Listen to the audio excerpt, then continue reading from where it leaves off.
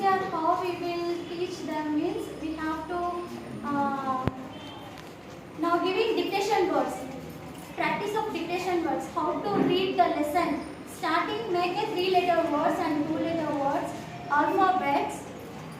Now do you know your children will learn very well in first standard.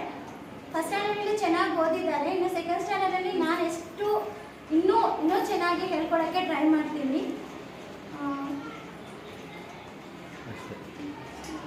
ನೀವು parents ಆಗಿ ನೀವು dairy ಕರೆಕ್ಟಾಗಿ check ಮಾಡಿ sir. Dairy science ಮಾಡಬೇಕು.